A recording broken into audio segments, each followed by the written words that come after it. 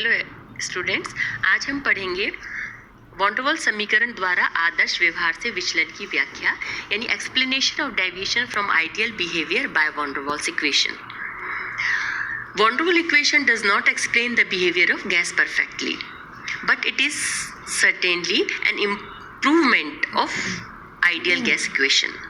By the use of the Von der Waals equation, deviation from ideal behavior shown by Amagat curves can be satisfactorily explained at different temperature and pressure.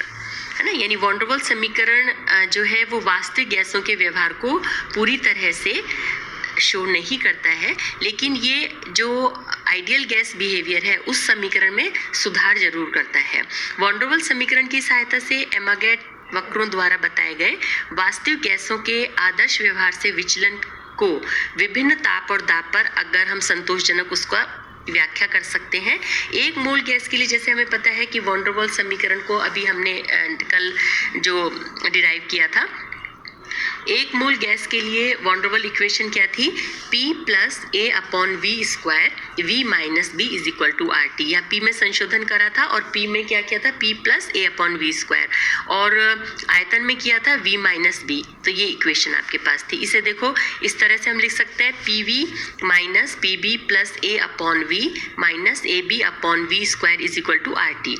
So PV is equal to R T plus PB minus A upon V plus AB upon V square. Clear?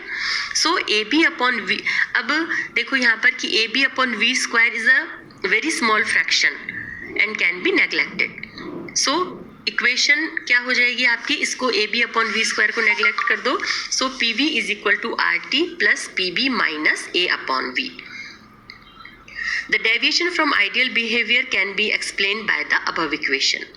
है ना. अब इसमें हम देखते हैं eight extreme low pressure, जब दाब जो है बहुत कम होगा तब क्या होगा? देखो कि बहुत निम्न दाब पर गैसों का आयतन V जो है वो बहुत अधिक होगा, इसलिए A अपॉन V और B दोनों के ही मान P और V की तुलना में बहुत कम हो जाएंगे.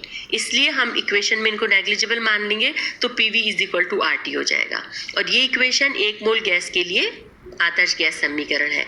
इसका मतलब क्या है कि बहुत निम्न दाब यानी वेरी लो जो प्रेशर है उस पर गैसेस जो है वो आदर्श गैस समीकरण का काफी हद तक पालन करती हैं, है ना. यानी हमने इसमें ये दोनों ही हो गए तो PV is equal to RT हो गया at extremely low pressure. At extremely low pressure volume of the gases V is high, so A upon V और B इन दोनों को हम क्या है ये बहुत कम हो जाएंगे, इसको नेग्लिजिबल मान लेते हैं. सो वॉन डर वाल इक्वेशन में इसको हमने नेग्लिजिबल मान लिया तो PV is equal to RT. This is an ideal gas equation for 1 mole of a gas. Thus at very very low pressure gases follows ideal gas equation. अब हम देखते हैं वेरी लो.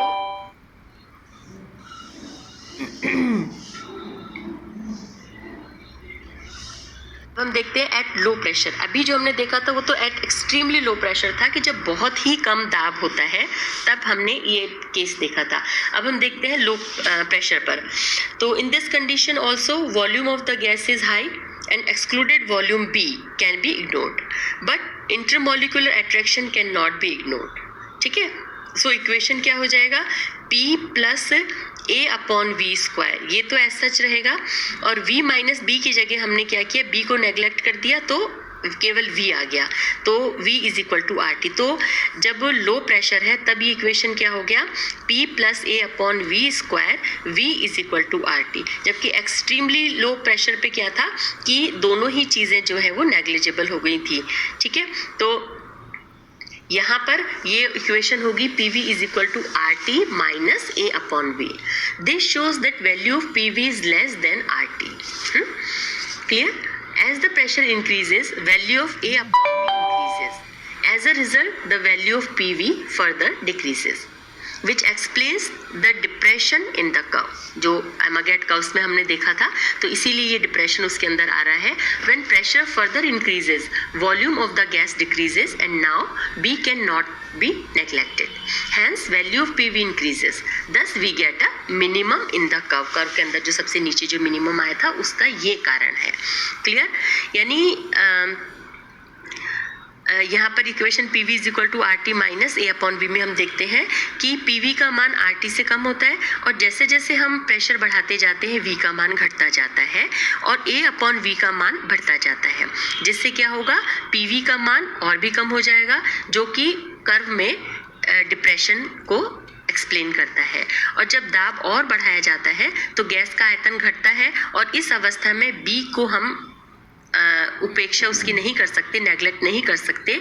फलस्वरूप पीवी के मान बढ़ने लगेंगे और इस प्रकार से वक्र में एक जो मिनिमा है, निम्निष्ठ जो है, वो हमें प्राप्त होता है। ठीक है, तो एक्सट्रीमली लो प्रेशर और लो प्रेशर पे हमने इसको देखा। अब हम देखते हैं हाई प्रेशर।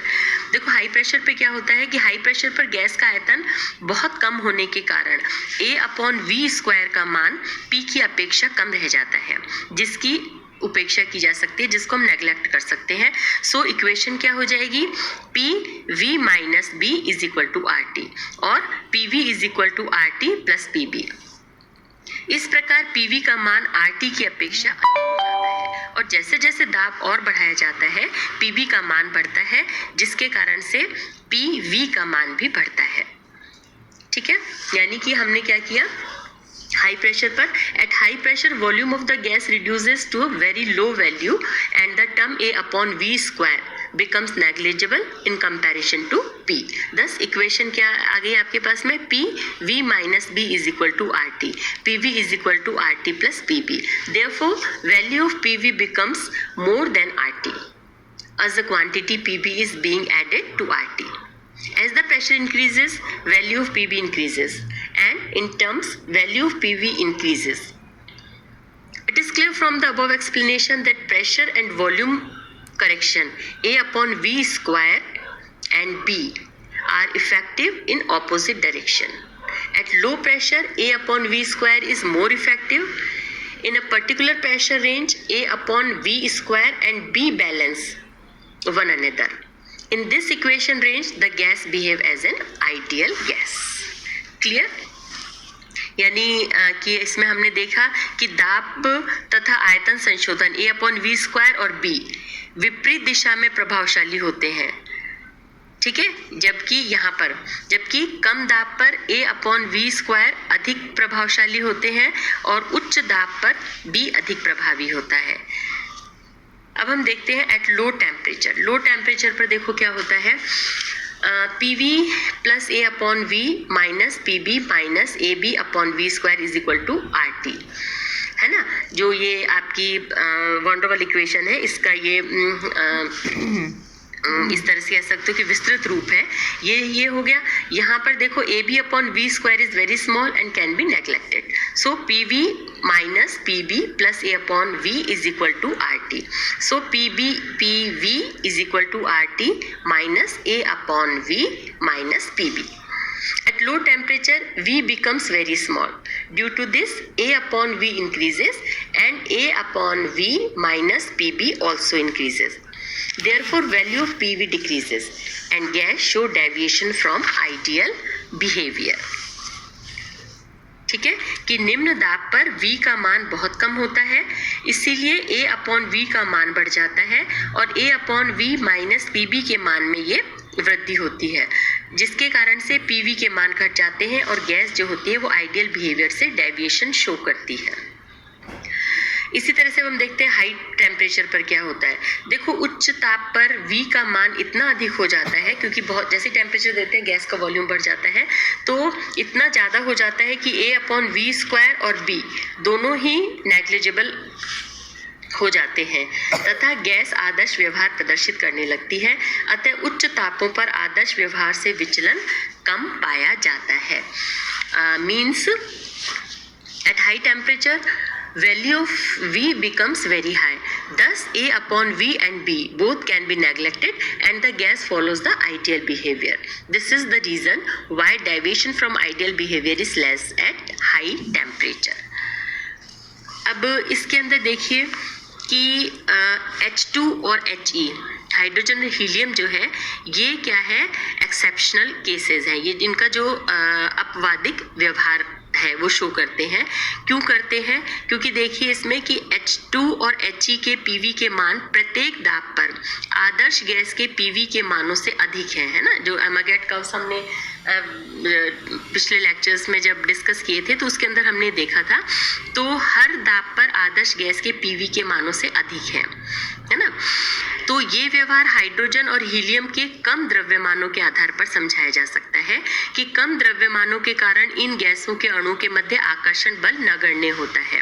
अतः जो प्रेशर करेक्शन यानी जो दाब संशोधन A/V² की उपेक्षा की जा सकती है और वॉन डर वाल इक्वेशन क्या हो जाएगी? PV minus B is equal to RT या PV is equal to RT plus PB, यानी PV का जो मान है वो आदर्श गैस के PV के मान से अधिक पाया जाता है, जो कि दाब बढ़ाने पर बढ़ता जाता है। ये आपके क्वेश्चन भी पूछते हैं कि हाइड्रोजन हीलियम जो है वो अपवादित व्यवहार कैसे प्रदर्शित करती है, यानी exceptional behaviour of hydrogen and helium, इस पे क्वेश्चन आता है। तो इसमें देखो कि ये क्लियर है कि हाइड्रोजन और helium value of PV is always higher than the ideal line, है ना। डायग्राम में उसमें हमने देखा था the behaviour of hydrogen and helium can be explained on the basis of their very low mass. उनका मास बहुत कम होता है। Due to this there are negligible forces of attraction between their molecules, hence no need of pressure correction. So A/V² and van der वाल equation, इसको जो pressure correction की जरूरत नहीं है इसके अंदर। सो वॉन डर वाल इक्वेशन बिकम्स क्या हो जाएगी? PV minus B is equal to RT या PV is equal to RT plus PB. A quantity PB is added to RT, hence value of PV is always higher than its ideal value and it further increases with increasing in pressure. उसमें देख रहे थे अमागैट curve में वो क्या होता है, high ऊपर की तरफ इंक्रीजिंग ऑर्डर में उसमें कर्व के अंदर हम देख रहे थे। सो ये चीज़ है आपके कि वॉन डर वाल समीकरण के द्वारा हम आदर्श व्यवहार से विचलन को कैसे समझा सकते हैं। अब हम देखते हैं calculation of boils temperature TB, यानी TB को हम कैसे कैलकुलेट करेंगे। We know that Boyle's temperature is the temperature at which a real gas follows the Boyle's law. So TB can be calculated with the help of van der Waals constant A and B. TB is equal to क्या हो गया? A/BR. TB is equal to Boyle's temperature, A and B are van der Waals constant, यानी कि जैसे पहले बताया था कि वो ताप जिस पर एक वास्तविक गैस बॉयल के नियम की अनुपालना करती है बॉयल ताप कहलाता है। तो अब इसका मान जब van der Waals कांस्टेंट की सहायता से निकालेंगे, इक्वेशन हमारे पास में हो गया TB is equal to A/BR। तो TB बॉयल टेम्परेचर हो गया, A और B van der Waals constant हो गए। इस पे छोटा सा न्यूमेरिकल भी पूछते हैं। जैसे हम एक न्यूमेरिकल देख लेते हैं कि सपोज न्यूमेरिकल के अंदर आपके दे रखा है कि if a gas obeys the van der Waals gas equation then calculate its boil temperature. For the gas A की वैल्यू दे रखी है और B की वैल्यू दे रखी है, ठीक है। तो आपको क्या करना है, formula TB is equal to A/BR। इसमें से A की वैल्यू पुट कर दो, B की वैल्यू पुट कर दो, तो A आ गया, B आ गया और यहाँ पर क्या हो गया आपका गैस कांस्टेंट की वैल्यू, इसमें ये R जो है वो गैस कांस्टेंट की वैल्यू पुट कर दो। तो इनको पुट करोगे तो ये आपके आंसर आ गया, ठीक है। तो इस तरह से आपको ये न्यूमेरिकल सॉल्व करना है, ठीक है। तो ये आपके हो गए बॉयल्स टेम्परेचर और explanation of deviation from ideal behaviour by van der Waals equation. Clear? Thank you, have a nice day.